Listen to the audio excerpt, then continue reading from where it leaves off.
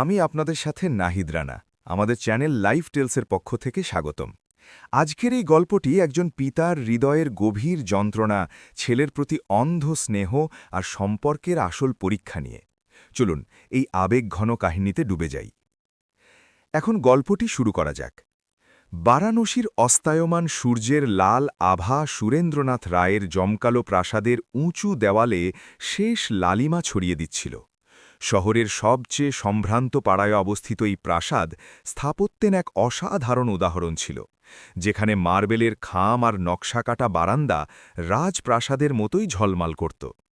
কিন্তু এই জাঁকজমকপূর্ণ বিলাসের মাঝে এক গভীর ও মর্মান্তিক নীরবতা বিরাজ করছিল, যা প্রাসাদের একাকী মালিকের হৃদয়ের খালি জায়গাটাকে ফুটিয়ে তুলছিল। ৬৫ বছরের সুরেন্দ্রনাথ নিজের ঘরের বড় জানালার পাশে রাখা আরামদায়ক চেয়ারে বসেছিলেন। তার চোখ বাইরের অন্ধকারে আটকি ছিল, কিন্তু মন অতীতের গলিতে ঘুরে বেড়াচ্ছিল।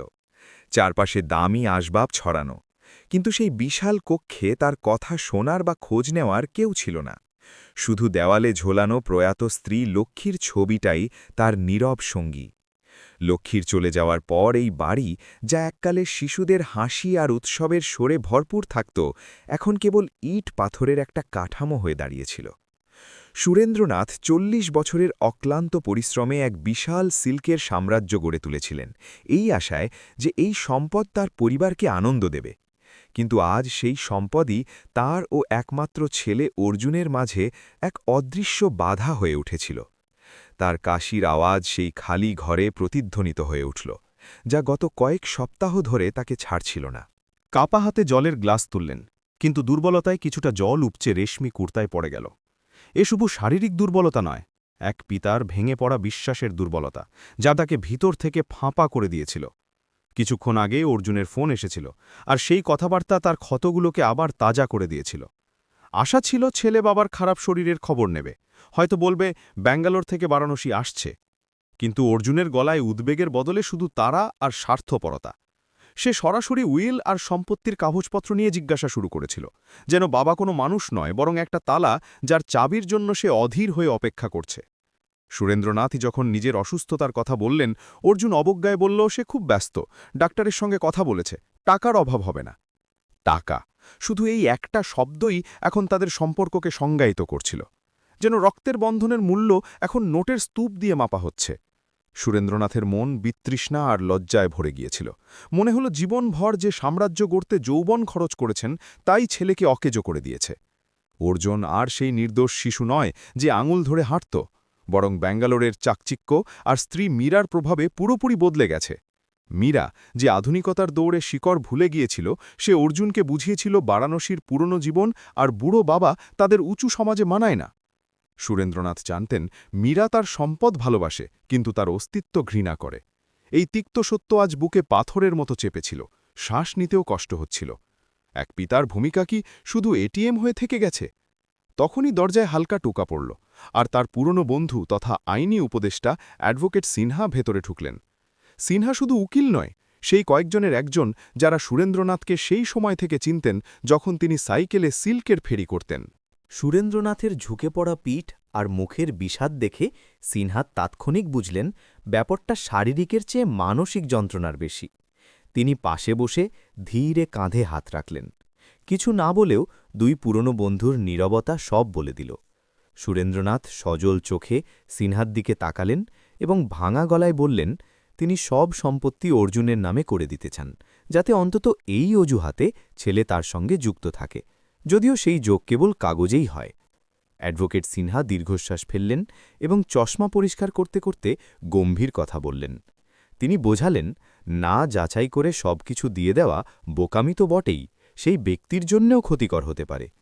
প্রাচীন শাস্ত্র ও লোককথার উদাহরণ দিয়ে বললেন, সত্যিকারের উত্তরাধিকারী সম্পত্তির নয়, মূল্যবোধের সম্মান করে। সিনহা সন্দেহ প্রকাশ করলেন, যদি অর্জুন আর মীরা কোনো সেবা বা ত্যাগ ছাড়াই সব পায়, তাহলে হয়তো তাকে বৃদ্ধাশ্রমের দরজায় ফেলে আসতে দ্বিধা করবে না। কথা খুব তিক্ত, বিষাক্ত তীরের মতো, কিন্তু সুরেন্দ্রনাথের হৃদয় জানত এতে সত্যের ছোঁয়া আছে। সিনহা পরামর্শ দিলেন, উইলে সই করার আগে না জানিয়ে একবার ব্যাঙ্গালোর যাওয়া উচিত। নিজের চোখে দেখা উচিত ছেলে আর বউ আসলে তার প্রতি কী মনোভাব পোষণ করে। সুরেন্দ্রনাথ প্রথমে ইতস্তত করলেন, কারণ পিতৃহৃদয় তখনও ছেলের মোহে আচ্ছন্ন। ভাবলেন, নিজের রক্তের পরীক্ষা নেওয়া কি ঠিক? এটা কি অবিশ্বাসের চিহ্ন হবে না? কিন্তু তারপর অর্জুনের রুক্ষ গলার স্বর মনে পড়ল, যা অসুস্থতাকে উপেক্ষা করেছিল। ভিতরে দ্বন্দ্ব চলছিল, একদিকে পিতার অন্ধস্নেহ, অন্যদিকে অভিজ্ঞ মানুষের বাস্তব দৃষ্টি। শেষে সত্য জানার তীব্র ইচ্ছা মোহের ওপর জয়ী হল। তিনি স্থির করলেন ব্যাঙ্গালোর যাবেন, কিন্তু ধনী পিতার মতো নয়, যার স্বাগত ফুলের তরায় হবে। এমন রূপে যাবেন যা মানুষের আসল স্বরূপ বের করে আনে, যা দেখে সমাজ নাক সিটকায়। তিনি ভিখারির ছদ্মবেশ ধারণের সিদ্ধান্ত নিলেন। এ সিদ্ধান্ত সহজ ছিল না, কারণ এ শুধু পোশাক বদল নয়, নিজের পুরো পরিচয় ও অস্তিত্ব মুছে ফেলার মতো। বারাণসীর সবচেয়ে প্রতিষ্ঠিত রায়, যার সামনে মানুষ মাথা নত করত, এখন ধুলো ময়লায় মাখা ভিক্ষুকের রূপ নিতে চলেছেন। অ্যাডভোকেট সিনহা এ পরিকল্পনায় পুরোপুরি সাহায্য করলেন। পুরনো ছেঁড়া কাপড়, ময়লা থলি আর লাঠির ব্যবস্থা করলেন। সুরেন্দ্রনাথ প্রথমবার সেই কাপড় ছুঁয়ে অদ্ভুত শিহরণ অনুভব করলেন। এ কাপড় সেই দারিদ্র্যের কথা মনে করিয়ে দিচ্ছিল, যেখান থেকে তিনি কয়েক দশক আগে উঠে এসেছিলেন। কিন্তু আজ সেই দারিদ্র্যই তাকে সত্য দেখানোর একমাত্র জানালা মনে হচ্ছিল। দামি ঘড়ি খুলে ফেললেন, সোনার আংটি সিন্দুকে রেখে দিলেন, আর সাদা চুল এলোমেলো করে দিলেন যাতে অসহায় বৃদ্ধ লাগে। আয়নায় নিজের প্রতিবিম্ব দেখে তিনি নিজেকে চিনতে পারলেন না। রেশমি শেরওয়ানির বদলে শতচ্ছিন্ন কুর্তা, যাতে তালি লাগানো, পায়ে আরামদায়ক জুতো নয়, তার দিয়ে বাঁধা ভাঙা চটি। মুখে ধুলোকালি মাখার পর আয়নায় যে ব্যক্তি দাঁড়িয়ে, সে সুরেন্দ্রনাথ রায় নয়, সমাজের অবহেলিত ক্ষুধার্থ বৃদ্ধ। চোখে এখনও সেই উজ্জ্বলতা, কিন্তু এখন অধিকারের বদলে গভীর আকুতি ও ব্যথা। এ রূপ শুধু অভিনয় নয়, সেই ভয়ের প্রতিচ্ছবি যা প্রত্যেক বৃদ্ধের মনে থাকে। টাকা না থাকলে কেউ আমাকে আপন করে নেবে তো? আজ তিনি এই প্রশ্নের উত্তর খুঁজতে বেরিয়েছিলেন। প্রাসাদের পেছনের দরজা দিয়ে বেরোনোর সময় সুরেন্দ্রনাথ একবার ঘুরে নিজের বিশাল সাম্রাজ্য দেখলেন। এসব তিনি কার জন্য বানিয়েছিলেন? যদি প্রাসাদের মানুষের মন ছোট হয়, তবে এ উঁচু দেওয়ালের কি মূল্য? রাতের অন্ধকার গাঢ় হয়েছে, রাস্তা নিস্তব্ধ। সিনহা তাকে পুরনো গাড়িতে বসিয়ে স্টেশনের দিকে রওনা দিলেন। গাড়ির জানালা দিয়ে বাইরে তাকাতে তাকাতে অতীতের স্মৃতি ফিল্মের রিলের মতো চলছিল। অর্জুনের শৈশব, স্কুলের প্রথম দিন, প্রত্যেক জেদ পূরণের চেষ্টা, সব চোখের সামনে ভাসছিল। মানুষ করতে কোনো ত্রুটি ছিল, নাকি সময়ের চাকা এত নিষ্ঠুর যে সন্তানদের বাবা মায়ের থেকে আবেগে এত দূরে সরিয়ে দেয়? স্টেশনে পৌঁছে সুরেন্দ্রনাথ এসি ফার্স্ট ক্লাসের টিকিট নিলেন না, যা সবসময় করতেন। সিনহা তার জন্য জেনারেল কামরার টিকিট কিনলেন। ভিড়, ঘামের গন্ধ, ধাক্কাধাক্কি, এ সেই জগৎ যা থেকে তিনি অনেক দূরে চলে গিয়েছিলেন। আজ এ জগতের অংশ হতে হবে। প্ল্যাটফর্মে বসে ট্রেনের অপেক্ষায় চারপাশের মানুষ দেখলেন। গরিব মজুর, ক্লান্ত চাষি, কাদা শিশু, এদের কাছে ধন নেই, কিন্তু একে অপরের সঙ্গে রুটি ভাগ করে নিচ্ছে। এক বৃদ্ধা নাতিকে ঘুম পাড়াচ্ছেন। এ দৃশ্য দেখে সুরেন্দ্রনাথের চোখ ভিজে গেল। এখানে দারিদ্র্য আছে, কিন্তু সম্পর্কের উষ্ণতাও। ছেলের কোটিপতি বাড়িতে এ উষ্ণতা মিলবে? এ প্রশ্ন হৃদয়কে ধারালো কাঁটার মতো বিঁধছিল। ট্রেন এলো, মানুষের ভিড়ে উঠতে লাগল। সুরেন্দ্রনাথকেও ধাক্কা সামলাতে হল। এক মুহূর্ত ভয় লাগল, শরীর এত ধাক্কা সহ্য করতে অভ্যস্ত নয়। কিন্তু লাঠি শক্ত করে ধরে ভিড়ে মিশে গেলেন। মেঝেতে বসে যাত্রা নতুন ও কষ্টকর অভিজ্ঞতা। প্রতি স্টেশনে থামা ট্রেন, চাওয়ালার ডাক, মানুষের কথোপকথন, সবের মাঝে সুরেন্দ্রনাথ চিন্তায় ডুবে। ভাবছিলেন, ব্যাঙ্গালোরে পৌঁছে অর্জুনের দরজায় এ অবস্থায় দাঁড়ালে তার প্রথম প্রতিক্রিয়া কি? চিনতে পারবে, নাকি রাস্তার ভিখারিদের মতো অবজ্ঞা করবে? সবচেয়ে বড় প্রশ্ন, মীরা, তার পুত্র দফু, তার আচরণ কেমন হবে? মীরা সম্পর্কে যতটুকু শুনেছেন তা উৎসাহজনক নয়। সে মধ্যবিত্ত পরিবার থেকে এসেছে, যেখানে টাকার অভাব হয়তো তাকে টাকার লোভী করেছে। বিয়ের পর অর্জুনের ওপর পুরো নিয়ন্ত্রণ কায়েম করেছে। শেষ ফোনালাপে মনে পড়ল, মীরা চাকরদের বকছিল যে পুরনো জিনিস বাড়িতে আবর্জনা বাড়ায়। সে কি শ্বশুরকেও পুরনো জিনিস ভাবে? ভয় ছিল এ নাটক এমন সত্য বের না করে যা তিনি সহ্য করতে পারবেন না। কিন্তু এখন পিছিয়ে যাওয়ার পথ নেই। ট্রেনের চাকার ছন্দ যেন বলছে, সত্যের দিকে, সত্যের দিকে। পুরো রাত ট্রেনের মেঝেতে বসে কোমর আড়ষ্ট হয়ে গিয়েছিল। খিদে তৃষ্ণা পেয়েছিল, কিন্তু নিজেকে সংযত রেখেছিলেন। এ পরীক্ষা সততার সঙ্গে দিতে চেয়েছিলেন। থলিতে শুধু কয়েকটা শুকনো বিস্কুট আর জলের বোতল রেখেছিলেন। এ যাত্রা শুধু বারাণসী থেকে ব্যাঙ্গালোর নয়, এক পিতার বিভ্রান্তি থেকে বাস্তবের যাত্রা। ট্রেন যত ব্যাঙ্গালোরের কাছে আসছিল, হৃদয় তত জোরে ধরফর করছিল। ব্যাঙ্গালোর স্বপ্নের শহর, যেখানে মানুষ ভাগ্য গড়তে আসে। কিন্তু আজ এক পিতা নিজের ভাগ্য যাচাই করতে যাচ্ছিলেন। ছেলে কি তার সবচেয়ে বড় সম্পদ প্রমাণিত হবে, নাকি সবচেয়ে বড় ক্ষতি? এ অনিশ্চয়তা ভিতর থেকে কুড়ে খাচ্ছিল। ভোর হচ্ছিল, জানালা দিয়ে ব্যাঙ্গালোরের শহরতলি দেখা যাচ্ছিল। উঁচু অট্টালিকা আর নিচে বস্তি। ব্যাঙ্গালোরের এ বৈপরীত্য তার নিজের অবস্থার মতো। বাইরে কোটিপতি, কিন্তু ভিতরে স্নেহের জন্য আকুল ভিখারি। ট্রেন ব্যাঙ্গালোর স্টেশনে থামলে ভিড়ের সঙ্গে বেরোলেন। স্টেশনের হইচই তাকে অন্য গ্রহে নিয়ে গেল। এখানে কেউ কাউকে চেনে না। অচেনা ভিড়ে তার ভিখারি বেশ পুরোপুরি মানানসই। কেউ দ্বিতীয়বার তাকাল না। এক পুলিশ লাঠি ঠুকে রাস্তা থেকে সরতে বলল। নতুন সামাজিক অবস্থানে তিক্ত স্বাদ পেলেন। এখন আর রায়জি নন, শুধু এক বাধা, যাকে সরানো জরুরি। স্টেশন থেকে বেরিয়ে অর্জুনের বাড়ির দিকে, কোরামঙ্গলায়, রাস্তা জিজ্ঞেস করলেন। এক অটোওয়ালা ধমকাল, অন্যজন হেসে ঠাট্টা করল। শেষে হেঁটেই রওনা। রোদ বাড়ছিল, ব্যাঙ্গালোরের আর্দ্র গরম নাজেহাল করছিল। ঘাম নকল আসল ধুলোর সঙ্গে মিশে মুখে রেখা ফেলছিল। পা যন্ত্রণায় ফেটে যাচ্ছিল, কিন্তু সংকল্প অটল। পথে দেখলেন ধনীরা ঝকঝকে গাড়িতে এসি হাওয়া খাচ্ছেন। বাইরে রাস্তায় জীবনযুদ্ধ। এককালে তিনিও সেই কাঁচের ভিতরে ছিলেন, আজ কাঁচের বাইরে। এ দৃষ্টিভঙ্গির পরিবর্তন জীবনের প্রতি নতুন দৃষ্টি দিল, যা গত ৬০ বছরেও পাননি। হাঁটতে দুপুর হয়ে গেল, গলা শুকিয়ে গিয়েছিল। পার্কের কল থেকে জল খেতে থামলেন। সেখানে এক ছোট ছেলে, হয়তো আবর্জনা কুড়ায়, এসে নিজের অর্ধেক রুটি বাড়িয়ে দিল। সুরেন্দ্রনাথের চোখ থেকে জল ঝরল। যার কিছু নেই সে দিতে প্রস্তুত, যাদের সব আছে তারা কেড়ে নেওয়ার ফন্দি করে। ছেলের মাথায় হাত রেখে মনে মনে আশীর্বাদ করে এগোলেন। গন্তব্য কাছে। অর্জুনের বিলাসবহুল বাংলো রয়্যাল ভিলার সামনেই। হৃদয়ের ধরফর হাতুড়ির মতো বাজছিল। কাঁপা পায়ে সেই গলিতে ঢুকলেন যেখানে ছেলে থাকে। সামনে অর্জুনের বিশাল বাংলো, উঁচু লোহার গেট, নিরাপত্তারক্ষী, দেওয়ালে কাঁটাতার। বাড়ির চেয়ে দুর্গ বেশি মনে হচ্ছিল। গেটের ভিতর মার্সিডিজ, বিএমডাব্লিউ রোদে চকচক করছিল। সুরেন্দ্রনাথ এক মুহূর্ত থমকে গেলেন। সত্যি এটা করা উচিত? সেই অপমান সহ্য করতে প্রস্তুত, যা হয়তো অপেক্ষা করছে? স্ত্রী লক্ষ্মীর কথা স্মরণ করলেন, যেন শক্তি চাইছেন। এটা করতেই হবে লক্ষ্মী, বিড়বিড় করলেন। আমাদের ছেলের মঙ্গলের জন্য তার আত্মার সত্য জানতেই হবে। লাঠি মাটিতে ঠেকিয়ে ছেঁড়া কুর্তা ঠিক করে রয়্যাল ভিলার গেটের দিকে ভারী পা বাড়ালেন।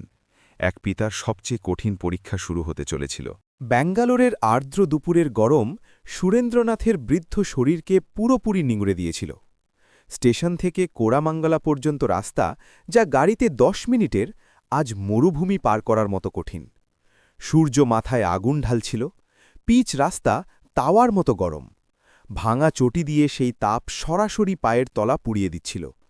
প্রতি পদক্ষেপে হাঁটুতে তীব্র যন্ত্রণা, বয়স আর কমে যাওয়া শক্তির কথা মনে করিয়ে। কিন্তু শারীরিক যন্ত্রণার চেয়ে অনেক গভীর ছিল মানসিক আঘাত, যা ব্যাঙ্গালোরের রাস্তায় পাচ্ছিলেন। এখানে সবাই নিজের কাজে ছুটছে, কারো সময় নেই বৃদ্ধকে সাহায্য করার বা পথ ছেড়ে দেওয়ার। পথে কয়েকবার দ্রুতগতির গাড়ির হর্ন ভয় পাইয়ে দিয়েছিল। একবার প্রায় পড়ে যাচ্ছিলেন, যখন দামি বাইক গা ঘেঁষে বেরিয়ে গেল। আরোহী থামার বদলে গালি দিয়ে দেখে চলার পরামর্শ দিল। সুরেন্দ্রনাথ ধারে দাঁড়িয়ে ধুলো ঝাড়লেন। তিনি সেই সুরেন্দ্রনাথ, যার ডাকে বারাণসীতে গাড়ি থেমে যেত। আজ ব্যাঙ্গালোরের ভিড়ে সামান্য বাধা। এ অভিজ্ঞতা শেখাল, সমাজে সম্মান মানুষের নয়, তার পোশাক ও মর্যাদার। এ তিক্ত সত্য গলায় আটকে গিয়েছিল, না গিলতে পারছিলেন, না উগরাতে। চোখ ধুলো ধোঁয়ায় জ্বালা করছিল, কিন্তু দৃষ্টি লক্ষ্যে স্থির। খিদে তৃষ্ণা এবার প্রভাব দেখাতে শুরু করেছিল। গলা কাঠ, পেটে মোচড়। বড় রেস্তোরাঁ পাশ দিয়ে যাচ্ছিলেন, যেখানে কাঁচের ওপারে মানুষ আয়েসে খাচ্ছিল। টেবিলে নানা পদ অর্ধেক খেয়ে ফেলে দিচ্ছিল। নজর সেই এঁটো খাবারে আটকে গেল, যা ওয়েটার ডাস্টবিনে নিয়ে যাচ্ছিল। এককালে এক দানা অন্নের অপমান সইতে পারতেন না, আজ সেই অন্ন নাগালের বাইরে। ধনী গরিবের মাঝের এ কাঁচের দেওয়াল কত স্বচ্ছ অথচ অভেদ্য। নিজের বাড়ির ডাইনিং টেবিল মনে পড়ল, যেখানে তিনি আর অর্জুন একসঙ্গে খেতেন। অর্জুনের কি মনে আছে বাবা নিজের হাতে খাইয়ে দিতেন? যত কোরামাঙ্গলার অভিজাত এলাকায় ঢুকলেন, পরিবেশ বদলাল। হইচই পেছনে জায়গায় অদ্ভুত নীরবতা। চওড়া রাস্তা, বড় গাছ, উঁচু দেওয়াল, ধনীদের জগৎ। হাওয়ায় দামি সুগন্ধি আর বাগানের গন্ধের মিশ্রণ। কিন্তু এ নীরবতা আরও কামড়াচ্ছিল। প্রতি বাড়ি কেল্লা মতো বন্ধ, উঁচু গেট, রক্ষী, সিসিটিভি। যেন বলছে বাইরের লোক প্রবেশ নিষেধ। বারাণসীতে তার দরজা সবসময় খোলা, অতিথি ভগবানের মতো। এখানে অতিথি আপদ। এ বিচ্ছিন্নতা, একাকিত্ব, এ কি সেই সাফল্য যার জন্য মানুষ গ্রাম সংসার ত্যাগ করে? হাঁটতে হাঁটতে মোড়ে থামলেন। সামনে বিশাল লোহার গেটে সোনালি অক্ষরে রয়্যাল ভিলা, অর্জুনের বাড়ি। শ্বাস থমকে গেল। ছবিতে দেখেছিলেন, কিন্তু বাস্তবে আরও জাঁকজমকপূর্ণ ও ভয়ঙ্কর। ৩ তলা সাদা মার্বেলের ইমারত, চারদিকে বিদেশি ফুলের বাগান। বাড়ির জাঁকজমক যে কারো মন লোভাতুর করবে। কিন্তু সুরেন্দ্রবাজ শুধু শূন্যতা দেখছিলেন। এ বাড়ি নয়, অহংকারের স্মৃতিস্তম্ভ। গেটের কাছে গার্ড কেবিনে উর্দিধারী রক্ষী সতর্ক হয়ে দাঁড়িয়ে। সুরেন্দ্রনাথ লাঠি শক্ত করে ধরে কাঁপা পায়ে গোলেন। গার্ড ছিন্ন ভিন্ন বৃদ্ধকে আসতে দেখে তৎক্ষণাৎ সতর্ক, চোখে সন্দেহ ও ঘৃণা। এখনও গেটে পৌঁছননি, গার্ড দূর থেকে হাত নেড়ে থামার ইশারা করল। গলায় শহরের রাস্তায় প্রতিধ্বনিত সেই রুক্ষতা। কড়া গলায় জিজ্ঞেস করল, কি চান, আর এখানে কে আসতে দিয়েছে? সুরেন্দ্রনাথ গলা সংযত করার চেষ্টা করলেন, কিন্তু ক্লান্তি তৃষ্ণায় শব্দ জড়িয়ে যাচ্ছিল। নিচু গলায় বললেন, অর্জুনবাবুর সঙ্গে দেখা করতে এসেছেন। গার্ড শুনে জোরে হাসল, যেন শতাব্দীর সেরা রসিকতা। উপহাসের সুরে বলল, সাহেব ভিখারিদের সঙ্গে দেখা করেন না। তৎক্ষণাৎ চলে যাওয়ার আদেশ দিল। সুরেন্দ্রনাথের জন্য এই অপমান চাবুকের চেয়ে কম নয়। নিজের ছেলের বাড়ির বাইরে, নিজের টাকায় কেনা বাড়ির সামনে ভিখারি ভেবে তাড়িয়ে দেওয়া হচ্ছে। আত্মসম্মান বজায় রেখে গার্ডের কাছে মিনতি করলেন। বললেন, গ্রাম থেকে এসেছেন, অর্জুনের দূর সম্পর্কের আত্মীয়, জরুরি বার্তা আছে। বোঝানোর চেষ্টা করলেন, ভিক্ষা করতে আসেননি, শুধু সাহেবের সঙ্গে দেখা করতে চান। কিন্তু গার্ডের মন গলল না। লাঠি ঠুঁকে হুমকি দিল, নিজে না গেলে ধাক্কা মেরে বের করবে। সুরেন্দ্রনাথের চোখে অসহায়তার জল। এ অসহায়তা সেই পিতার, যে নিজের রক্তের কাছে পৌঁছতে অপরিচিতের কাছে হাত জোড় করছে। রোদ আরও চড়া, মাথা ঘুরছিল। গার্ডের বকুনিতে কিছুটা পিছিয়ে গিয়ে গেটের কাছে গাছের ছায়ায় ফুটপাতে বসে পড়লেন। ভাবলেন, এখানেই অপেক্ষা করবেন। কখনো না কখনো অর্জুন বা মীরা বেরোবে, তখন ডাকবেন। ঠান্ডা মাটিতে বসে স্বস্তি পেলেন, কিন্তু মনের অস্থিরতা বাড়ছিল। গেটের ফাঁক দিয়ে ভিতরে উকি মারছিলেন। ভিতরে চাকর ঝকঝকে কালো মার্সিডিজ ধুচ্ছিল। পাইপ দিয়ে জলের ধারা বয়ে নর্দমায় পড়ছিল। গলা তৃষ্ণায় ফেটে যাচ্ছিল। চোখের সামনে 1000 লিটার জল গাড়ি ধোয়ায় অপচয়। এ দৃশ্যে আত্মা কেঁপে উঠল। যে বাড়িতে জলের কদর নেই, সেখানে সম্পর্কের কদর হবে? তখনই গেটের ভিতরে তোলপাড়। মূল দরজা খুলে পরিচারিকা বেরোল, হাতে থালায় কুকুরের খাবার। সুরেন্দ্রনাথ মন দিয়ে দেখলেন, হয়তো সেই কুকুরের খাবার যার নাম ম্যাক্স। পরিচারিকা দামি মাংস বাটিতে ঢেলে ভিতরে গেল। সুরেন্দ্রনাথ থলির শুকনো রুটির কথা মনে করলেন। ছেলের বাড়িতে কুকুরের জন্য মাংস আছে, কিন্তু বাবার জন্য জলও নেই। এ চিন্তায় মন ভরে গেল। চোখ বন্ধ করে ঈশ্বরের কাছে প্রার্থনা করলেন, এ ভুল ধারণা মিথ্যে প্রমাণিত হোক। হয়তো অর্জুন জানে না বাবা বাইরে তৃষ্ণার্ত হয়ে বসে, হয়তো জানলে খালি পায়ে দৌড়ে আসবে। এ আশার ক্ষীণ রশ্মি তাকে আটকে রেখেছিল। সময় বয়ে যাচ্ছিল, দুপুর গড়াচ্ছিল, কিন্তু জায়গা থেকে নড়লেন না। যাতায়াতকারীরা এক দৃষ্টে দেখছিল। কেউ পাগল ভাবল, কেউ ভিখারি। এক দয়ালু পথিক সামনে 2 টাকার কয়েন ছুড়ে দিল। সুরেন্দ্রনাথ চকচকে কয়েনের দিকে তাকালেন, তুললেন না। আজ ভিখারির নাটক করছেন ঠিকই, কিন্তু ভিখারি হয়ে যাননি। স্বাভিমান এখনও জীবিত। গার্ড বারবার দেখছিল, হয়তো ভাবছিল, এ বুড়ো কেন যায়নি। সুরেন্দ্রনাথ ঠিক করেছিলেন, দেখা না করে যাবেন না, সারা রাত বসে থাকতে হলেও। এ জেদ পিতার, যে ছেলেকে হারানোর আগে শেষ চেষ্টা করতে চায়। হঠাৎ বিশাল গাড়ি হর্ন বাজিয়ে গেটে এসে থামল। লাল স্পোর্টস কার। গার্ড দৌড়ে এসে স্যালাম ঠুকে গেট খুলতে লাগল। সুরেন্দ্রনাথের বুক ধরফর করে উঠল। অর্জুন কি এতে? ওঠার চেষ্টা করলেন কিন্তু পা অবশ। টালমাটাল হয়ে উঠে গাড়ির দিকে এগোলেন। জানালার কাঁচ কালো, ভিতরে কে দেখা যাচ্ছিল না। গাড়ি ধীরে ভিতরে ঢুকছিল। সাহস করে ডাকলেন, অর্জুন বাবা, কিন্তু দুর্বল স্বর ইঞ্জিনের আওয়াজে চাপা পড়ে গেল। গাড়ি ভিতরে চলে গেল, গেট বন্ধ। গার্ড রাগে দেখে লাঠি দেখিয়ে হুমকি দিল, গাড়ির কাছে আসার চেষ্টা করলে খারাপ হবে। সুরেন্দ্রনাথ আবার গাছের নিচে বসলেন। এবার বিশ্বাস হচ্ছিল লড়াই সহজ নয়, শুধু গেট পার করা নয়, সেই দেওয়াল ভাঙা যা অর্জুন নিজের আর অতীতের মাঝে দাঁড় করিয়েছে। তৃষ্ণা এত যে সহ্য করা মুশকিল। থলি থেকে বোতল বের করলেন, কিন্তু 2 ঢোং জল বাকি। গরম জল খেলেন, তৃষ্ণা মিটল না, শুধু ঠোঁট ভিজল। খিদে পেট মোচড়াচ্ছিল। ভাবলেন গার্ডের কাছে জল চাইবেন, কিন্তু ব্যবহার দেখে সংকোচ হল। যে কথা বলতে মানা করে সে জল দেবে? নিজের সম্পদের উত্তরাধিকারীর দরজায় পিতা বিন্দু জলের জন্য চাতক হয়ে দাঁড়িয়েছেন।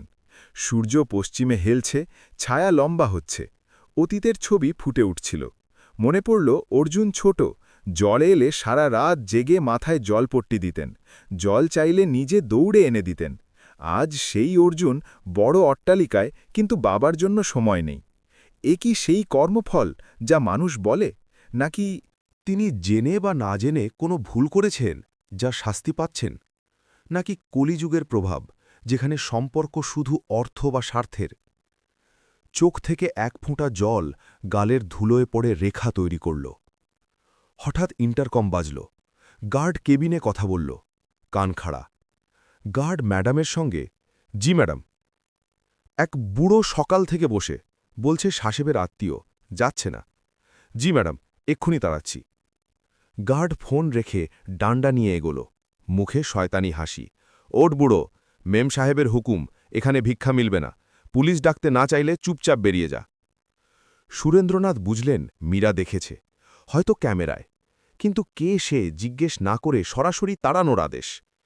এ নিষ্ঠুরতা বুক চিরে দিল। ধৈর্যের বাঁধ ভাঙছিল। এখানে অপমানিত হয়ে ফিরতে আসেননি।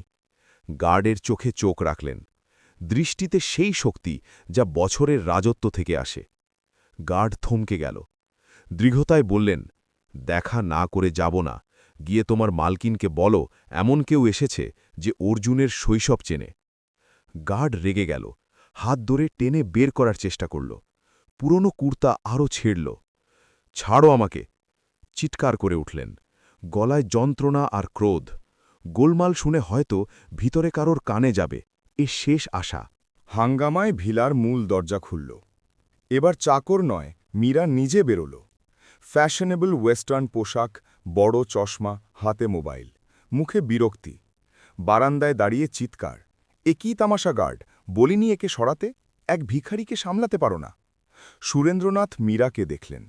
এ তার পুত্রবধূ, সুন্দর কিন্তু মুখ কঠোর। গার্ডের হাত থেকে হাত ছাড়িয়ে এগোলেন। বৌমা? অস্ফুটে বেরোল। মীরা চমকে গেল, কিন্তু ঘৃণা আরও গভীর হল। বৌমা? উপহাস করে বলল, কি সাহস তোমার আমাকে বৌমা ডাকার? রাস্তার লোকেরা সম্পর্ক পাতিয়ে ভিক্ষার নতুন উপায় খোঁজে। দেখো বাবা, এখানে চ্যারিটি চলছে না, টাকা চাইলে অন্য কোথাও যাও। সুরেন্দ্রনাথের বুক ধসে গেল। কাঁপতে হাত জোড় করলেন, টাকা চাইতে আসিনি মা, অর্জুনের সঙ্গে দেখা করতে এসেছি, বারাণসী থেকে এসেছি। বারাণসীর নাম শুনে মীরার কপালে ভাঁজ পড়ল, কিন্তু লুকিয়ে ফেলল। ভাবল হয়তো পুরনো চাকর সাহায্য চাইতে এসেছে। অর্জুন বাড়িতে নেই, থাকলেও তোমাদের মতো লোকের সঙ্গে দেখা করত না, রুক্ষভাবে বলল। সুরেন্দ্রনাথ হাল ছাড়লেন না। গেটের কাছে চলে এলেন, লোহার শিক ধরে দাঁড়ালেন। অপেক্ষা করব, শুধু একবার ওর সঙ্গে দেখা করতে দাও, তৃষ্ণা পেয়েছে, একটু জল মিলবে? এক শ্বশুর বৌমার কাছে জল চাইছে। এ দৃশ্য মানবতাকে লজ্জিত করার মতো। কিন্তু মীরার ওপর কোনো প্রভাব পড়ল না। তার বিকেলের পার্টির চিন্তা, বাড়ির গেটে বসা এ নোংরা ভিখারি তার সম্মানের কলঙ্ক। গার্ড চিৎকার করল, একে এক্ষুনি সরাও, আমার গেটের সামনে নোংরামি চাই না, না মানলে ম্যাক্সকে ছেড়ে দাও, নিজেই পালাবে। ম্যাক্সের নাম শুনে গার্ডের মুখে ক্রূর হাসি। সুরেন্দ্রনাথ স্তব্ধ। বৌমা কি সত্যি তার উপর কুকুর লেলিয়ে দেওয়ার কথা বলছে? মানুষ বৃদ্ধের ওপর জানোয়ার ছাড়ার আদেশ, ক্রূরতার চরম। সুরেন্দ্রনাথ মীরার চোখে তাকালেন, হয়তো সামান্য দয়া আছে কিনা দেখতে, কিন্তু শুধু অহংকার আর ঘৃণা। তুমি পস্তাবে মা, নিচু স্বরে বললেন। এ অভিশাপ নয়, অভিজ্ঞ মানুষের সতর্কবার্তা। কিন্তু মীরা কানে তুলল না, ভিতরে গেল। গার্ড কেনেলের দিকে গেল, যেখানে কুকুরের গর্জন শোনা যাচ্ছিল। সুরেন্দ্রনাথ দাঁড়িয়ে রইলেন। আজ যা হওয়ার হবে। লাঠি আরও শক্ত করে ধরলেন, আসন্ন ঝড়ের মোকাবিলায় প্রস্তুত। গার্ড কেনেলের দরজা খুলল, ভারী লোহার শিকলের ঝনঝনানি। অন্ধকার খাঁচা থেকে হিংস্র গর্জন এলো, পরিবেশ আরও ভয়াবহ। সাধারণ কুকুর নয়, বিশাল রটওয়েলার, যাকে নিরাপত্তা ও দাপট দেখানোর জন্য পোষা। নাম ম্যাক্স, আকার ছোট সিংহের চেয়ে কম নয়। লাল চোখ, ঝোলানো জিভ দেখে যে কারো বুক কাঁপে। সুরেন্দ্রনাথ জীবনে অনেক সমস্যা মোকাবিলা করেছেন, ব্যবসায়িক প্রতিদ্বন্দ্বী হারিয়েছেন, কিন্তু আজকের চ্যালেঞ্জ যুক্তিবুদ্ধির অতীত। শুধু পশুর আক্রমণ নয়, বৌমার অহংকারের আক্রমণ। গার্ড শিকল আলগা করল, ম্যাক্স তীরের মতো খাঁচা থেকে ঝাঁপাল। মীরা অপরের বারান্দা থেকে সব দেখছিল, মুখে ক্রূর তৃপ্তি। ভাবল এ শুধু খেলা, গরিবকে ভয় দেখানোর উপায়। ভাবতে পারেনি এ খেলা কত প্রাণঘাতী হতে পারে। ধর একে ম্যাক্স, চিৎকার করে আদেশ দিল, যেন অনুপ্রবেশকারীকে শাস্তি দিচ্ছে। কুকুর মালিকের আদেশ পেয়ে আরও উগ্র, সরাসরি সুরেন্দ্রনাথের দিকে দৌড়াল। সুরেন্দ্রনাথ পুরনো লাঠি তুললেন, কিন্তু দুর্বল কাঠ ভারী জানোয়ারের সামনে কি? হাত কাঁপছিল, ভয়ে নয়, বিশ্বাসঘাতকতার দুঃখে। যে ছেলের জন্য দুনিয়ার সব সুখ কিনেছিলেন, আজ তার বাড়ির কুকুর তাকে ছেড়ে খেতে দৌড়াচ্ছে। এই বিড়ম্বনা এত গভীর যে আত্মাকে নাড়িয়ে দিয়েছিল। ম্যাক্স জোরালো লাফ মেরে সরাসরি বুকে ধাক্কা মারল। দুর্বল শরীর ঝটকা সহ্য করতে পারল না, পিঠের ওপর শক্ত মাটিতে পড়লেন। লাঠি দূরে পড়ল। কুকুর ডান হাত মজবুত চোয়ালে কামড়ে ধরল।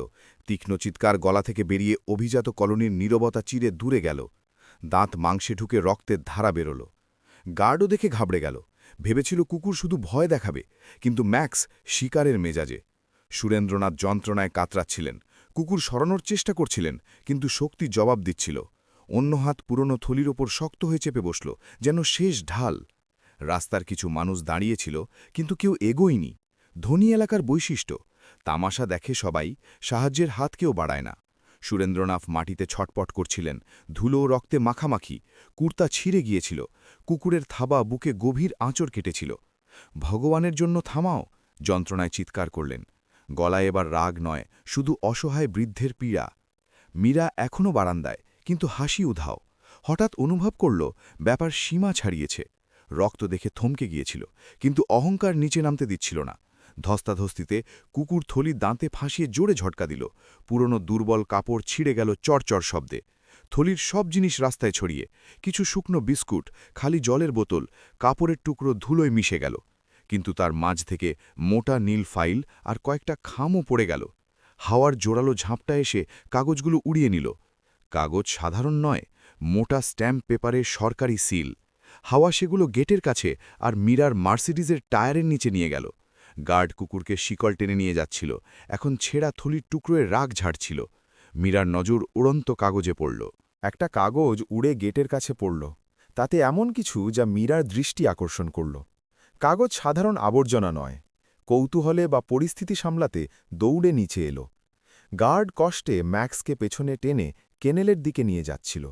সুরেন্দ্রনাথ মাটিতে পড়ে, শ্বাস ভারী, হাত থেকে রক্ত ঝরছে। মীরা তাকে উপেক্ষা করে হাওয়ায় ফড়ফড় করা কাগজ তুলল। নজর কাগজে পড়তেই পায়ের তলা থেকে মাটি সরে গেল। এ ৫০০ কোটি টাকার সম্পত্তি হস্তান্তরের নথি। ওপরে মোটা অক্ষরে নাম সুরেন্দ্রনাথ রায়। মীরার মগজ অবশ, কাঁপা হতে দ্বিতীয় কাগজ তুলল, একটা হুইল। তারপর নজর পুরনো ছবিতে, যা থলি থেকে পড়ে কাদায় মাখামাখি। তুলে পরিষ্কার করল। ছবিতে যুবক এক ছোট শিশুকে কোলে নিয়ে দাঁড়িয়ে। সেই যুবক আর কেউ নয়, এই ভিখারি যে সামনে রক্তে মাখামাখি হয়ে পড়ে। শিশুটি তার স্বামী অর্জুন। সত্য বিদ্যুতের মতো আছড়ে পড়ল।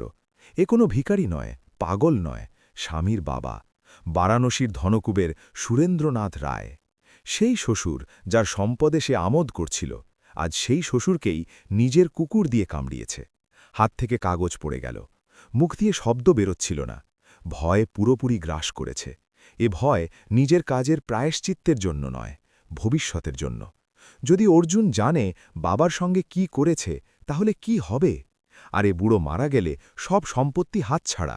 দৌড়ে সুরেন্দ্রনাথের কাছে গেল, কিন্তু ছোঁড়ার সাহস সঞ্চয় করতে পারল না। সুরেন্দ্রনাথের চোখ অর্ধেক বোজা, ঝাপসা দৃষ্টিতে মীরাকে দেখছিলেন। তার হাতে ছবি আর কাগজ দেখেছিলেন। বুঝে গিয়েছিলেন নাটক শেষ। বৌমা, আরেকবার ফিসফিস করে বললেন, কিন্তু এবার শব্দে এত যন্ত্রণা যে মীরার আত্মা কেঁপে উঠল। সে পেছনে সরে গেল, শরীর ঘামে ভিজে। গার্ডকে চিৎকার করে অ্যাম্বুলেন্স ডাকতে বলল, কিন্তু শব্দ গলায় আটকে।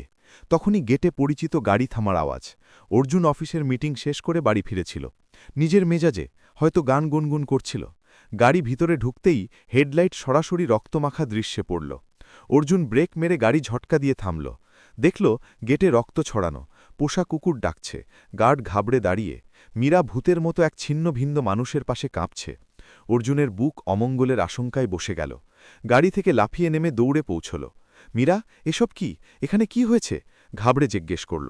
মীরা কিছু বলতে পারল না, শুধু আঙুল তুলে মাটিতে পড়ে থাকা বৃদ্ধের দিকে ইশারা করল। অর্জুন তাকাল। কাপড় ছেঁড়া, মুখ ধুলো রক্তে, শরীর রক্তে মাখামাখি, চুল আলুথালু। প্রথম দৃষ্টিতে ভিখারি মনে হয়েছিল। অর্জুন রেগে গেল। কিভাবে ভিখারি ভিতরে ঢুকতে দিল, আর এত হাঙ্গামা কেন? কিন্তু তখনই নজর মাটির কাগজে, সুরেন্দ্রনাথ বারাণসী সিল্কস নাম পড়তেই মাথা ঘুরে গেল। ঝুঁকে লোকটির মুখ ভালো করে দেখল।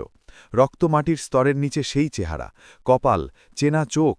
অর্জুনের পা থেকে সব শক্তি চলে গেল। হাঁটু গেড়ে বসে পড়ল। বাবুজি! মুখ থেকে অবিশ্বাস্য আর্তনাদ বেরোল। অসম্ভব! তার কোটিপতি বাবা এ অবস্থায় এখানে কিভাবে? সুরেন্দ্রনাথ ছেলের গলা শুনলেন, ভারী চোখের পাতা তুললেন। চোখে এখনও সেই স্নেহ যা ছোটবেলায় অর্জুনের জন্য ছিল, কিন্তু তার সঙ্গে মিশে গভীর ক্ষত যা কখনো ভরবে না। অর্জুন বাবার মাথা কোলে তুলে নিল। দামি স্যুটে বাবার রক্ত লাগল। বাবুজি, আপনি এ অবস্থায়? এটা কে করেছে? অর্জুন কেঁদে ফেলল। মীরার দিকে তাকাল, যে তখনও পাথরের মূর্তির মতো দাঁড়িয়ে। মীরার নীরবতা আর গার্ডের ভয় সব পরিষ্কার বলে দিচ্ছিল। অর্জুনের পুরো ঘটনা বুঝতে দেরি হল না। দেখল বাবার হাতে কুকুরের কামড়ের গভীর ক্ষত। মনে পড়ল মীরা সবসময় বলতো গরিবদের শিক্ষা দিতে ম্যাক্স ব্যবহার করবে। আজ সেই শিক্ষা তার ভগবান সমান বাবা পেয়েছেন। অর্জুন চিৎকার করে ড্রাইভারকে গাড়ি আনতে বলল। দু হাতে পাজা কোলা করে তুলে নিল। সুরেন্দ্রনাথের শরীর খুব হালকা, যেন হাড়ের কাঠামো। অর্জুনের চোখের জল বাবার মুখে পড়ছিল। জমে থাকা ধুলো ধুয়ে যাচ্ছিল। ক্ষমা করে দিন বাবুজি, জানতাম না। অর্জুন বাচ্চার মতো ফুপিয়ে কাঁদছিল। সুরেন্দ্রবাদ খুব নিচু স্বরে বললেন, যা বাতাসের ঝাপটার মতো, আমি শুধু তোমাকে দেখতে এসেছিলাম বাবা। এ শব্দ অর্জুনের বুকে খঞ্জরের মতো বিঁধল। বাবা, যার কাছে দুনিয়ার সব ঐশ্বর্য, তিনি শুধু এক পলক দেখার জন্য ভিখারি সেজে এসে নিজের বাড়ির দোরগোড়ায় রক্ত আর অপমান পেলেন। মীরা তখনও দাঁড়িয়ে, কাগজের স্তূপ পায়ের কাছে, দেখছিল কিভাবে অর্জুন বাবাকে গাড়িতে শুইয়ে দিচ্ছে। অনুভব করল তার তৈরি দুনিয়া তাসের ঘরের মতো ভেঙে পড়ছে। জানত আজ শুধু শ্বশুর নয়, স্বামীর বিশ্বাস আর নিজের ভবিষ্যৎ আহত করেছে। গাড়ি ধুলো উড়িয়ে হাসপাতালের দিকে ছুটল। পেছনে পড়ে রইল শুধু রক্ত ভেজা মাটি, ছড়িয়ে কোটি টাকার দলিল আর নীরবতা যা চিৎকারের চেয়ে ভয়ানক। গার্ড চুপচাপ গেট বন্ধ করল, যেন পাপ দুনিয়ার নজর থেকে লুকিয়ে রাখতে চায়। কিন্তু পাপ হয়ে গেছে, সাক্ষী সেই আকাশ যা এখন পুরোপুরি কালো। সারা পথ অর্জুন বাবার হাত ধরে বসে রইল। সুরেন্দ্রনাথের শ্বাস অনিয়মিত, রক্ত অনেক ঝরেছে। অর্জুন অনবরত কথা বলছিল, সচেতন রাখার চেষ্টা। বাবুজি, চোখ খুলুন, আমরা পৌঁছে যাচ্ছি, আপনার কিচ্ছু হবে না, আমি আছি আপনার অর্জু। অর্জু, এ নাম শুনে সুরেন্দ্রনাথের ঠোঁটে ক্ষীণ হাসি। বহু বছর পর শুনিলেন। কিন্তু এখন বড্ড দেরি। শরীরের যন্ত্রণা কমছিল চেতনা হারিয়ে যাওয়ায়। বিলাসবহুল বাংলো, গাড়ি এখন অর্থহীন। মনে শুধু এক চিন্তা, সত্য কত তিক্ত আর সম্পর্কের পরীক্ষা কত দামি হতে পারে। হাসপাতালের এমার্জেন্সি ওয়ার্ডে স্ট্রেচারে নিয়ে যাওয়ার সময় সুরেন্দ্রনাথ আরেকবার অর্জুনের হাত শক্ত করে ধরলেন। ধরায় অদ্ভুত দৃঢ়তা। কিছু বলতে চাইছিলেন, কিন্তু অক্সিজেন মাস্ক কণ্ঠস্বর চেপে দিয়েছিল। ডাক্তারদের দল ঘিরে ধরল। অর্জুনকে বাইরে থামিয়ে দেওয়া হল। আইসিইউ দরজা বন্ধ, ওপরের লাল আলো অর্জুনের চোখে তীরের মতো বিঁধছিল। সেখানেই দেওয়ালের ধারে মাটিতে বসে পড়ল। হাত রক্তে মাখা, বাবার রক্ত। সেই হাতের দিকে তাকিয়ে নিজের ওপর ঘেন্না হচ্ছিল। ভেবেছিল বাবাকে দুনিয়ার সব সুখ দেবে, কিন্তু আজ সেই যন্ত্রণা দিয়েছে যার কল্পনা নরকেও করা যায় না। কিছুক্ষণ পর মীরা গাড়িতে করে হাসপাতালে পৌঁছাল, ভীত, ঘাবড়ে। অর্জুনের কাছে এগোল। অর্জুন, আমার কথা শোনো, আমি জানতাম না যে উনি। অর্জুন মাথা তুলে তাকাল। চোখের আগুনের ফুলকি মীরার শব্দ গলায় পুড়িয়ে দিল। অর্জুন কিছু বলল না, চিৎকারও না, মারধরও না, শুধু সেই নিথর পাথুরে চাহনি মীরার কাছে মৃত্যুদণ্ডের চেয়ে কম নয়। মীরা বুঝল সে যে সীমা অতিক্রম করেছে সেখান থেকে ফেরার পথ নেই। চুপচাপ কোনায় দাঁড়িয়ে সেই লাল আলোর দিকে তাকিয়ে রইল, যা তাদের জীবনের চূড়ান্ত সিদ্ধান্ত জানাতে যাচ্ছিল। হাসপাতালের করিডোরে ফিনাইল ওষুধের তীব্র গন্ধ অর্জুনের নিঃশ্বাসে ভরে দম বন্ধ করছিল। অপারেশন থিয়েটারের বাইরে লোহার বেঞ্চে বসে মাথা দুই হাতের মধ্যে গোজা। শর্টে লেগে থাকা বাবার রক্ত এখন শুকিয়ে গাঢ় লাল, কোনো ভয়ানক অপরাধের প্রমাণের মতো। প্রত্যেক মুহূর্ত শতাব্দীর সমান মনে হচ্ছিল। চোখের সামনে বারবার সেই দৃশ্য, ম্যাক্সের হামলা, বাবার চিৎকার, আর সেই করুণ দৃষ্টি যাতে শেষবার তিনি তাকে দেখেছিলেন। নিজেকে প্রশ্ন করছিল, কেন জীবনে এত বড় অন্ধত্ব পুষে রেখেছিল যে নিজের বাবাকে চিনতে পারল না। ঐশ্বর্যের চমক কি চোখের জ্যোতি এত অস্পষ্ট করে দিয়েছিল? মীরা একটু দূরে দেয়ালের ধারে দাঁড়িয়ে, মুখ ফ্যাকাশে, নখ কামড়াচ্ছিল। এ ভয় স্বামী হারানোর জন্য নয়, আর শ্বশুরের প্রাণের চিন্তাও নয়। এ ভয় সেই সাম্রাজ্য ভেঙে পড়ার, যা সে রানী হওয়ার স্বপ্ন দেখত। জানত আজ রাতের ঘটনা অর্জুনের মনে তার প্রতি ঘৃণার বীজ বুনে দিয়েছে। অর্জুনের দিকে তাকাল, কিন্তু অর্জুন একবারও মাথা তুলে তাকাল না। তাদের মাঝের এ নীরবতা চিৎকারের চেয়ে ভয়ানক। মীরা প্রথমবার অনুভব করছিল টাকা হয়তো সব কিনতে পারে, কিন্তু সেই শান্তি কিনতে পারে না যা এ মুহূর্তে দরকার। তখনই করিডরের শেষ থেকে জুতোর খটখট শব্দ। অ্যাডভোকেট সিনহা দিশেহারা হয়ে দৌড়ে আসছিলেন, মুখে ঘাম, শ্বাস ফুলে। পুলিশ ফোন করে ঘটনা জানিয়েছিল, কারণ সুরেন্দ্রনাথের পকেটে পাওয়া কাগজে তার নম্বর ছিল। সিনহা এসে অর্জুনকে দেখলেন। রক্ত ভেজা ছেলেকে দেখে মন গলে যাওয়া উচিত ছিল, কিন্তু আজ চোখে শুধু ক্রোধ। সরাসরি অর্জুনের কাছে গিয়ে কাঁধ ধরে ঝাঁকুনি দিয়ে গম্ভীর গলায় বললেন, এটা তুমি কি করলে অর্জুন? যে বাবা তোমাকে বড় করতে নিজের যৌবন পুড়িয়ে দিলেন, তুমি তাকে রক্ত দিয়ে স্বাগত জানালে? কণ্ঠস্বর করিডরে প্রতিধ্বনিত। নার্সরাও থমকে গেল। অর্জুন লাল চোখে সিনহাকে দেখল, ঠোঁট কাঁপছিল।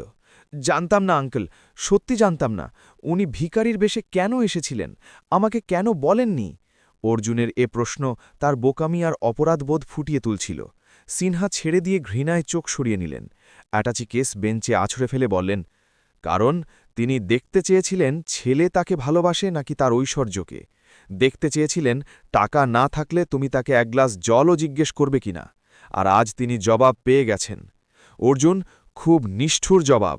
সিনহার শব্দ সবাইকে স্তব্ধ করে দিল।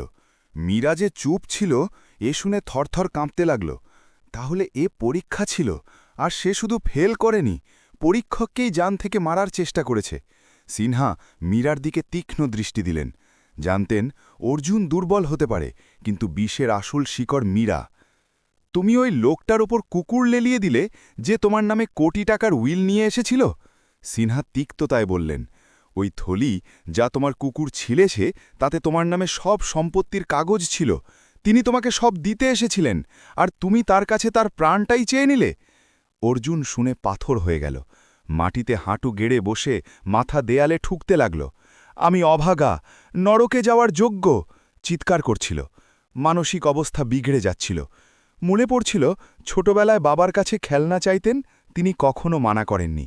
আর আজ বাবা দেখা করতে এলে চেনা তো দূর, রক্ষাও করেনি। অনুশোচনার আগুন ভিতর থেকে পুড়িয়ে দিচ্ছিল। বারবার হাতের তালু দেখছিল, যেন রক্ত ধুয়ে ফেলতে চায়, কিন্তু জানত এ দাগ সারা জীবন আত্মায় লেগে থাকবে।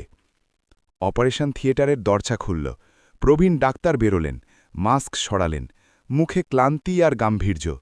অর্জুন আর সিনহা ছুটে ডালেন। ডাক্তারবাবু, আমার বাবা কেমন আছেন? অর্জুন অনুনয় করে জিজ্ঞেস করল। ডাক্তার দীর্ঘশ্বাস ফেলে বললেন, উনি বিপদমুক্ত, কিন্তু অবস্থা খুব আশঙ্কাজনক। পশুর কামড় শরীরে গভীর ক্ষত তৈরি করেছে। ডান হাতের শিরা ছিঁড়েছে, অনেক রক্ত ঝরেছে। বয়স বিবেচনায় এটা অলৌকিক যে বেঁচে আছেন, তবে শারীরিক আঘাতের চেয়ে মনে গভীর ধাক্কা লেগেছে। হৃদযন্ত্র খুব দুর্বল হয়ে পড়েছে। অর্জুন স্বস্তির নিঃশ্বাস ফেলল, কিন্তু চোখের জল থামছিল না। আমি ওনার সঙ্গে দেখা করতে চাই ডাক্তারবাবু, শুধু একবার ক্ষমা চাইতে দিন, পা ধরে কাঁদতে চাই। অর্জুন হাত জোর করে মিনতি করল। আইসিইউর দরজার দিকে এগোল। ভাবল এবার বাবার বুকে জড়িয়ে সব যন্ত্রণা মিটিয়ে নেবে। আশা ছিল বাবা যিনি সব সময় ক্ষমা করেছেন এবারও বুকে টেনে নেবেন। বাবার মন তো সমুদ্রের মতো, এ ভেবে সান্ত্বনা দিচ্ছিল। কিন্তু ডাক্তার হাত বাড়িয়ে থামিয়ে দিলেন, মুখ শক্ত। দুঃখিত মিস্টার অর্জুন, ডাক্তার মাপা শব্দে বললেন। রোগী জ্ঞান ফিরে পেয়েছেন, কিন্তু পুলিশ ও হাসপাতাল প্রশাসনকে স্পষ্ট নির্দেশ দিয়েছেন নিজের পরিবারের কোনো সদস্যের সঙ্গে দেখা করতে চান না, বিশেষ করে আপনার ও আপনার স্ত্রীর সঙ্গে। এ কথা অর্জুনের কানে তপ্ত সীসার মতো পড়ল। কি? না, এমন হতে পারে না। উনি আমার বাবুজি, রাগ করতে পারেন, কিন্তু দেখা করতে মানা করতে পারেন না। অর্জুন অবিশ্বাসে বলল। ডাক্তার না সূচক মাথা নাড়লেন। তিনি বলেছেন আপনাদের দুজনের কেউ যদি ঘরে আসে তবে নিজের প্রাণ দেবেন, এ তার কড়া নির্দেশ। এ প্রত্যাখ্যান অর্জুনের জন্য মৃত্যুদণ্ডের চেয়ে খারাপ। পিতার নিজের ছেলের মুখ দেখতে অস্বীকার দুনিয়ার সবচেয়ে বড় অভিশাপ। অর্জুন থমকে গেল, যেন পা পাথর। মীরা যে পেছনে শুনছিল, দেয়ালের ধারে ধপ করে বসে পড়ল। এখন নিশ্চিত খেলা শেষ। এখন আর ক্ষমা নয়, টাকাও নয়। সুরেন্দ্রনাথ তাদের জন্য দরজা চিরকালের জন্য বন্ধ করে দিয়েছেন। যে দরজা থেকে অর্জুন বাবাকে ধাক্কা মেরে বের করিয়েছিল, আজ সেই দরজা তার মুখে বন্ধ হয়েছে। কর্মের চক্র পুরো ঘুরেছে। সিনহা ডাক্তারের সঙ্গে কথা বললেন আর জানালেন যে তারা, সুরেন্দ্রনাথের উকিল অ্যাডভোকেট সিনহা, সেখানে পৌঁছেছিলেন। ডাক্তার ভিতরে যাওয়ার অনুমতি দিলেন। সিনহা একবার অর্জুনের দিকে তাকালেন, যে এখন জ্যান্ত লাশের মতো দাঁড়িয়ে। তারপর আইসিইউয়ের ভিতরে গেলেন। ভিতরের দৃশ্য বুক কাঁপানোর মতো। সুরেন্দ্রনাথ বিছানায় শুয়ে, সারা শরীর ব্যান্ডেজে বাঁধা। সেই হাত যা দিয়ে এককালে সিল্কের সাম্রাজ্য গড়েছিলেন, এখন ভারী প্লাস্টারে বন্দী। মুখে অক্সিজেন মাস্ক, যন্ত্রের বিপ বিপ শব্দ ঘরে প্রতিধ্বনিত। চোখ ছাদের দিকে স্থির, শূন্য, যেন বেঁচে থাকার কোনো ইচ্ছা আর বাকি নেই। সিনহা ধীরে কাছে গিয়ে সুস্থ হাতটি নিজের মুঠোয় নিলেন। সুরেন্দ্রনাথ ধীরে মাথা ঘুরিয়ে সিনহাকে দেখলেন। চোখের কোণ থেকে দুফোঁটা জল কানের কাছে গড়াল। কাঁপা হাতে অক্সিজেন মাস্ক সরানোর চেষ্টা করলেন। সিনহা বাধা দিতে চেয়েছিলেন, কিন্তু সুরেন্দ্রনাথের জেদের কাছে নতি স্বীকার করলেন। সুরেন্দ্রনাথের কণ্ঠস্বর খুব ক্ষীণ ও ভাঙা। সিনহা, বলিনি পরখ করা জরুরি? যন্ত্রণার মধ্যেও হাসলেন, এমন হাসি যাতে পুরো পৃথিবীর দুঃখ মিশে। আমার ভ্রম ভেঙেছে বন্ধু, আমার ছেলে মরে গেছে। বাইরে যে দাঁড়িয়ে, সে শুধু এক ব্যবসায়ী। সিনহার চোখ ভরে এলো। সুরেন্দ্রনাথের হাত থাবড়ে দিলেন। সাহস রাখো সুরেন্দ্রনাথ, সব ঠিক হয়ে যাবে। অর্জুন খুব পস্তাচ্ছে, বাইরে কাঁদছে। সুরেন্দ্রনাথ না সূচক মাথা নাড়লেন। পস্তানো এখন কিসের জন্য? গাছ কেটে দিলে ছায়ার আশা কেন? এখন ওর প্রতি কোনো অভিযোগ নেই, প্রত্যাশাও নেই। আমার সম্পর্ক এখন শুধু আমার লক্ষ্মীর সঙ্গে। দীর্ঘশ্বাস নিলেন, যাতে পাঁজরে ব্যথা চড়ে উঠল। সিনহা, নতুন উইল তৈরি করো, আর পুলিশকে বলো কোনো কেস করতে চাই না। ছেলেকে জেলে পাঠিয়ে নিজের লালন পালনের তামাশা করতে চাই না। শুধু আমাকে এখান থেকে বারাণসীতে নিয়ে চলো, আমার ঘরে। সিনহা জানতেন সুরেন্দ্রনাথের সিদ্ধান্ত চূড়ান্ত। এ মানুষ শারীরিকভাবে ভেঙে পড়লেও আত্মসম্মান আজও হিমালয়ের মতো অটল। কথা দিলেন, ডাক্তার অনুমতি দিলেই বারাণসী নিয়ে যাবেন। সুরেন্দ্রনাথ চোখ বুঝলেন। এখন বিশ্রাম দরকার, শরীরের নয়, আত্মার। সেই অন্ধকারে শান্তি খুঁজছিলেন, যেখানে অর্জুন আর মীরার মুখ দেখতে না হয়। বাইরে বসা অর্জুন জানত না দেয়ালের ওপারে বাবা তাকে মন থেকে চিরকালের জন্য ত্যায্য করে দিয়েছেন। এমন ক্ষত যা কোনো ওষুধে ভরে না। সকাল হচ্ছিল। জানালা দিয়ে সূর্যের প্রথম কিরণ হাসপাতালের মেঝেতে পড়ল। কিন্তু অর্জুন আর মীরার জন্য এ সকাল নয়, বরং দীর্ঘ কালো রাতের শুরু। পুলিশ ইন্সপেক্টর এসে ঘটনার রিপোর্ট লিখছিলেন। যদিও সুরেন্দ্রনাথ কোনো অভিযোগ করেননি, কিন্তু অবহেলা ও পশুর হামলার মামলা তো হবেই। সংবাদ মাধ্যমের লোকজন বাইরে জড়ো হচ্ছিল। কোটিপতি বাবার ওপর কুকুর দিয়ে হামলা খবর দাবানলের মতো ছড়াচ্ছিল। মীরা ওড়না দিয়ে মুখ লুকোচ্ছিল। যে সমাজে এসে নাক উঁচু করে চলত, আজ সেই সমাজ তার ওপর থুতু ছিটাবে। অর্জুন তখনও আইসিইউর দরজার দিকে তাকিয়ে আশা করছিল হয়তো দরজা খুলবে আর বাবা ডাকবেন, কিন্তু দরজা খুলল না, শুধু নার্স আসা যাওয়া করছিল। প্রতিবার দরজা একটু খুললে অর্জুন লাফিয়ে উঠত, তারপর হতাশ হয়ে বসে পড়ত। ছোটবেলার এক ঘটনা মনে পড়ল, যখন মেলায় হারিয়ে কাঁদছিল। তখন বাবুজি খুঁজে বের করে বুকে জড়িয়ে নিয়েছিলেন। আজ আবার হারিয়ে গেছে, এ ভরা দুনিয়ায় একা, কিন্তু আজ খুঁজে নেওয়ার কেউ নেই। পকেট থেকে সেই কাদামাখা বাবা ছেলের ছবি বের করল, যা মীরা দিয়েছিল। বুকে জড়িয়ে ফুপিয়ে কাঁদতে লাগল। সেদিন হাসপাতালের ঠান্ডা মেঝেতে বসে অর্জুন বুঝল, দুনিয়ার সবচেয়ে দামি জিনিস টাকা নয়, বাবার হাত। আর আজ নিজের হাতেই সেই অমূল্য হাত কেটে ফেলেছে। এখন মার্সিডিজ আছে, বাংলো আছে, কোটি কোটি টাকার ব্যবসা আছে, কিন্তু সে দুনিয়ার সবচেয়ে গরিব মানুষ। ভিতরে শুয়ে থাকা সুরেন্দ্রনাথও মনে মনে সিদ্ধান্ত নিয়েছিলেন। এ সিদ্ধান্ত শুধু সম্পত্তির নয়, বরং শিক্ষার। এমন শিক্ষা যা হয়তো অর্জুনকে মানুষ করতে পারবে, যদিও এর জন্য নিজের বাবাকে হারাতে হয়েছে। গল্প এখনও শেষ হয়নি, কর্মের আসল অধ্যায় এবার শুরু হতে চলেছে। বারাণসীর শান্ত হ্রদের ওপর সকালের আলো খেলা করছিল, কিন্তু সুরেন্দ্রনাথ রায়ের প্রাসাদে অন্যরকম নীরবতা ছিল। হাসপাতাল থেকে ফেরার পর সুরেন্দ্রনাথ নিজেকে বাইরের জগৎ থেকে পুরোপুরি বিচ্ছিন্ন করে নিয়েছিলেন। শরীরের ক্ষত শুকিয়ে আসছিল, কিন্তু আত্মার ক্ষত নতুন পথে নিয়ে যাচ্ছিল। এখন সেই পুরনো আরাম কেদারায় বসে, যেখান থেকে পুরো গল্প শুরু হয়েছিল। কিন্তু এখন চোখে আগের খালি ভাব নেই, এখন দৃঢ় সংকল্প। এমন সিদ্ধান্ত যা শুধু তার জীবন নয়, আগামী প্রজন্মের ভাগ্যেও বদলে দেবে। অ্যাডভোকেট সিনহা সামনে বসেছিলেন, হাতে নতুন নথিপত্র। সুরেন্দ্রনাথ গভীর নিঃশ্বাস নিয়ে সিনহাকে সংকেত দিলেন, এবার সময় এসেছে সেই অন্তিম অধ্যায় লেখার, যা কর্মতত্ত্বের ভিত্তিতে হবে। ব্যাঙ্গালোরের রয়্যাল ভেলার পরিবেশ শ্মশানের মতো হয়ে গিয়েছিল। অর্জুন আর মীরা বিলাসবহুল লিভিং রুমে বসে, কিন্তু তাদের মধ্যে কোনো কথা নেই। গত 1 মাসে তাদের দুনিয়া পুরোপুরি বদলে গিয়েছিল। সুরেন্দ্রনাথ সব ক্রেডিট কার্ড ও ব্যাঙ্ক অ্যাকাউন্ট ফ্রিজ করে দিয়েছিলেন, যেগুলো অর্জুন মীরা এতকাল জলের মতো ব্যবহার করত। বিদ্যুতের বিল বকেয়া, চাকরদের বেতন আটকা, সেই গার্ড যে সেই কালো রাতে সুরেন্দ্রনাথকে আটকে ছিল, তাকেও চাকরি থেকে বের করে দেওয়া হয়েছিল। মীরার অহংকার এখন ধুলোয় মিশে গিয়েছিল। এখন পার্টি বা শপিংয়ের টাকা নেই। দুজন শুধু সেই ফোন কলের অপেক্ষায়, যা তাদের ভবিষ্যৎ সিদ্ধান্ত নেবে। আশা ছিল হয়তো বাবুজির রাগ শান্ত হয়েছে আর ক্ষমা করে দেবেন। অবশেষে অ্যাডভোকেট সিনহা ব্যাঙ্গালোরে পৌঁছালেন। সরাসরি অর্জুনের বাড়িতে এলেন। অর্জুন মীরা আশাভরা চোখে তাকাল, যেন দেবদূত ক্ষমাপত্র নিয়ে এসেছেন। কিন্তু সিনহার মুখ কঠোর। কোনো ভূমিকা না করে অ্যাটাচি কেস খুলে নীল খাম টেবিলে রাখলেন। জানালেন সুরেন্দ্রনাথ রায় অন্তিম উইল তৈরি করে ফেলেছেন, এখন আর বদলানো যাবে না। অর্জুনের বুক ধরফড় করছিল, কাঁপা হাতে খাম তুলল। মীরা কাঁধের ওপর দিয়ে উকি মারছিল। যত নথি পড়ছিল, মুখের অবশিষ্ট রং উধাও হয়ে গেল। কাগজে যা লেখা তা তাদের কল্পনার অতীত। এ উইল নয়, তাদের কর্মের দর্পণ। সুরেন্দ্রনাথ তার 5,000 কোটি টাকার সম্পত্তির 90% লক্ষ্মীদেবী চ্যারিটেবল ট্রাস্টের নামে করে দিয়েছিলেন। এ ট্রাস্ট অনাথ শিশুদের শিক্ষা ও বৃদ্ধদের সেবায় কাজ করবে। বারাণসী, জয়পুর ও ব্যাঙ্গালোরে বড় হাসপাতাল ও আশ্রম তৈরি হবে, যেখানে গরিবের বিনামূল্যে চিকিৎসা। অর্জুন মীরার চোখের সামনে অন্ধকার ঘনিয়ে এলো। যে ঐশ্বর্যের জন্য বাবাকে প্রত্যাখ্যান করেছিল, সেই ঐশ্বর্য এখন তাদের কাছে, যাদের তারা পোকামাকড় মনে করত। কিন্তু আসল ধাক্কা তখনও বাকি। উইলের পরের পাতায় অর্জুন মীরার জন্য বিধান। সম্পত্তি থেকে পুরোপুরি ত্যায্য করা হয়নি, কিন্তু শর্ত কোনো শাস্তির চেয়ে কম নয়।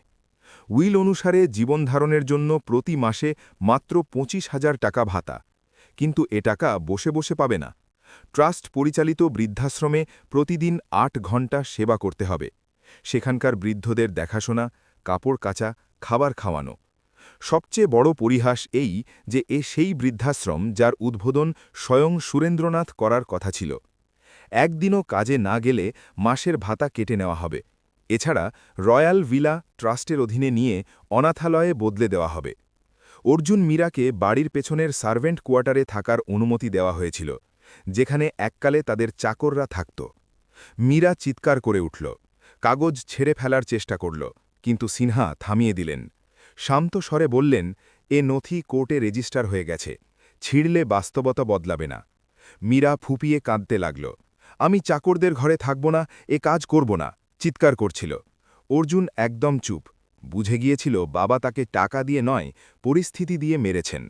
তাকে সেই জীবন দিয়েছেন যা সে বাবাকে দেওয়ার চেষ্টা করেছিল, এক অসহায় নির্ভরশীল জীবন। সিনহা উঠে দাঁড়িয়ে বললেন, ২৪ ঘন্টা সময় আছে সিদ্ধান্ত নেওয়ার। শর্ত না মানলে সার্ভেন্ট কোয়ার্টারও খালি করে রাস্তায় চলে আসতে হবে। পরের কয়েকদিন অর্জুন মীরার জন্য নরক সমান। পাওনাদাররা দরজায় দাঁড়িয়ে, দামি গাড়ি ব্যাংক বাজেয়াপ্ত করেছে। তথাকথিত ধনী বন্ধুরা, যারা এককালে পার্টির প্রাণ, এখন ফোন তুলছে না। সমাজে খবর ছড়িয়েছে তারা বাবার সঙ্গে কি করেছে, লোকে ঘৃণার চোখে দেখছে। যে সোসাইটিতে মীরা মাথা উঁচু করে চলত, সেখানে এখন দেখে রাস্তা বদলে নেয় বা কানাকানি করে, এই তো সেই মহিলা যে শ্বশুরের উপর কুকুর লেলিয়ে দিয়েছিল। এ বাক্য মীরার কানে তপ্ত সীসার মতো প্রতিধ্বনিত হতো। ম্যাক্স, সেই কুকুর যাকে নিয়ে এত গর্ব, পৌরসভার লোক নিয়ে গেছে, কারণ বিপজ্জনক ঘোষিত। ক্ষুধা আর অপমান শেষ পর্যন্ত হাঁটু গেড়ে নতি স্বীকার করতে বাধ্য করল। বিশেষ দক্ষতা নেই, অভিজ্ঞতা নেই, বদনামের কারণে কেউ চাকরি দিতে রাজি নয়। হেরে গিয়ে সুরেন্দ্রনাথের শর্ত মেনে নিল। যেদিন রয়্যাল ভিলার মূল ভবন থেকে মালপত্র গুটিয়ে পেছনের ছোট কোয়ার্টারে যেতে হল, সেই দিন মৃত্যুর চেয়ে যন্ত্রণাদায়ক। ডিজাইনার জামা কাপড় জুতো বিক্রি করে চাল ডালের ব্যবস্থা করল। সেই ছোট ঘর, যাতে এসি নেই, দেওয়াল থেকে রং চটে পড়ছে, এখন নতুন ঠিকানা। মশা, গরম, ঘিঞ্জি জায়গা এখন তাদের দুনিয়া। মীরা যে মিনারেল ওয়াটার দিয়ে মুখ ধুত, এখন কলের জলে কাজ চালাতে বাধ্য। বৃদ্ধাশ্রমে প্রথম দিন দুঃস্বপ্নের মতো। অর্জুন, যে কখনো এক গ্লাস জল নিজে তুলে খায়নি, এখন বৃদ্ধদের ইঁটো বাসন পরিষ্কার করছে। মীরা বৃদ্ধ মহিলাদের মালিশ করা ও কাপড় কাচার কাজ পেয়েছিল।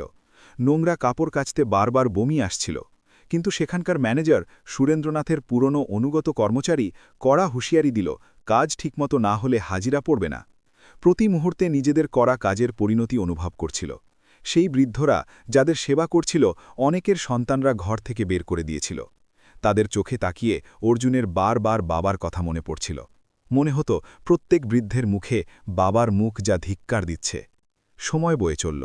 অর্জুন মীরার হাত, যা এককালে মাখনের মতো নরম ছিল, এখন কাজ করে শক্ত হয়েছে। মীরার মুখের জেল্লা, যা দামি ফেসিয়াল থেকে আসত, উধাও, জায়গায় ক্লান্তি ও বলিরেখা। কিন্তু এ কঠোর পরিশ্রম তাদের ভিতরে কিছু পরিবর্তনও করেছিল। অহংকারের পর্দা ধীরে ধীরে নামছিল। একদিন অসুস্থ বৃদ্ধকে খাবার খাওয়ানোর সময় অর্জুনের চোখ দিয়ে জল বেরোল। সেই বৃদ্ধ কাপা হাতে অর্জুনের চোখের জল মুছিয়ে দিলেন আর আশীর্বাদ করলেন। সেই স্পর্শ অর্জুনের হৃদয়ের কোনো কোণ ছুঁয়ে গেল। প্রথমবার অনুভব করল সেবার মধ্যে কত শান্তি।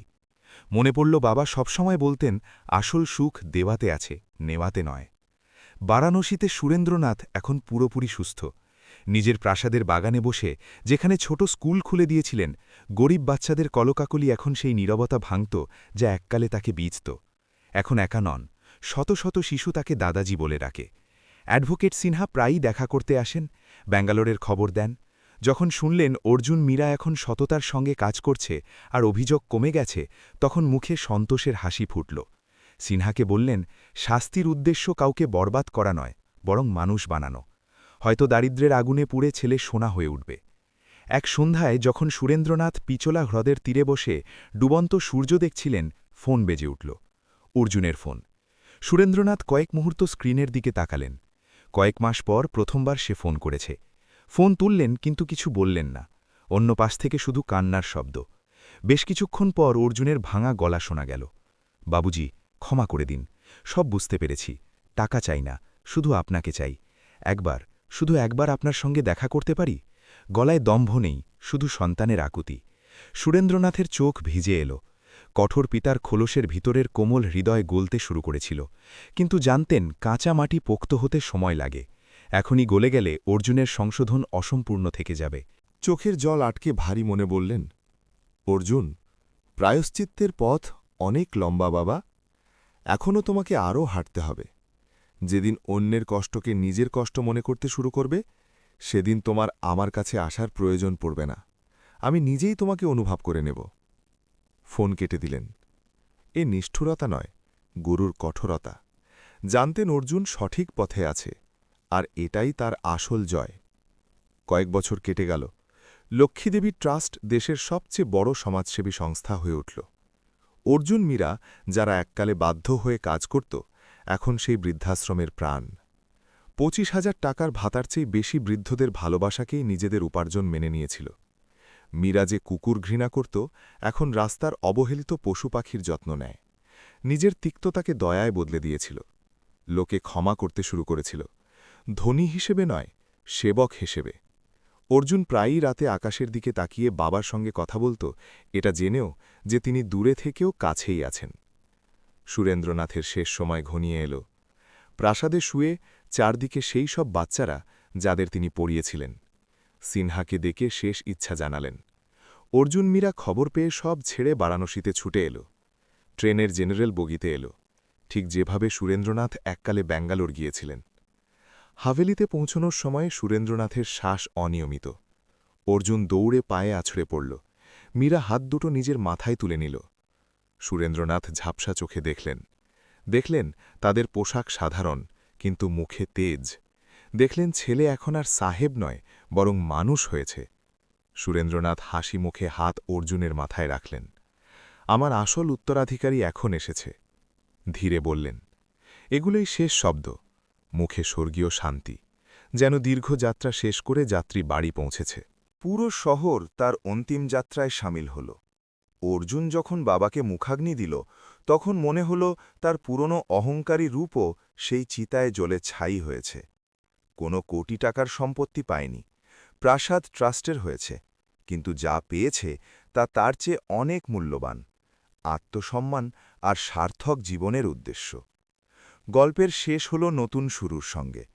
অর্জুন মীরা আর ব্যাঙ্গালোর ফিরে গেল না, বারাণসীতেই রয়ে গেল, আর সুরেন্দ্রনাথের শুরু করা স্কুল ও আশ্রম সামলাতে লাগল। প্রাসাদের এক ছোট অংশে সাদাসিধেভাবে থাকত। বিকেলে অর্জুন প্রায়ই সেই জায়গায় বসত যেখানে বাবা বসতেন। হ্রদের দিকে তাকাত আর ভাবত জীবনের অঙ্ক কত অদ্ভুত। যখন সব কিছু পেতে চেয়েছিল তখন সব হারিয়েছে, আর যখন সব হারিয়েছে তখন জীবনের আসল অর্থ খুঁজে পেয়েছে। কর্মের চক্র সম্পূর্ণ হয়েছে। সুরেন্দ্রনাথ রায় চলে গেছেন, কিন্তু পেছনে এমন উত্তরাধিকার রেখে গেছেন যা ইট পাথরের নয়, বরং মানবতার। আর এটাই এক পিতার সবচেয়ে বড় জয়।